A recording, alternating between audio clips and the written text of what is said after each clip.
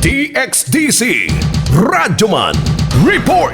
Dili kumbinsido ang usa ka political analyst sa nahimong speech ni Presidente Ferdinand Bongbong Marcos Jr. atol sa iyang ikaduhang State of the Nation address kon sona kagahapong adlaw July 24, 2023. Sa interview sa DXDC RMN Davao kang Ateneo de Davao University kun ado Professor Ramon Beleno III, iyang gisulti nga daw sukwahi ang pipila ka isyu nga iyang gisgutan kung tan-awon ang kasamtangang sitwasyon sa masang Pilipino.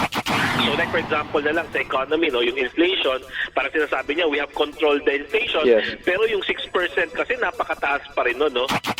Matod ni Beleno nga sa positibong bahin gilatag sa pamuno nasod ang nahimo sa gobyerno sa unang tuig ug maayo usab ang direksyon sa mga plano pa sa administrasyon. Apan nasubo ang political analyst nga pila ra ka plano ang iyang nadungog sa presidente alang sa Mindanao.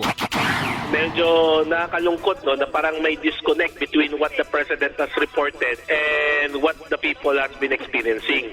What is more disappointing sa akin is that wala masyadong na-mention about Mindanao except for two instances, no, yung Samal Davao Bridge at yung gas exploration sa Barm.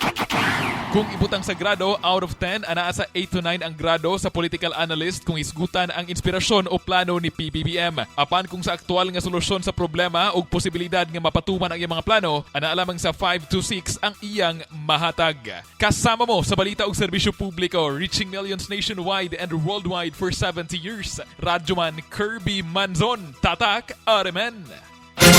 RMN News. Diretso Balitang Metro Davao.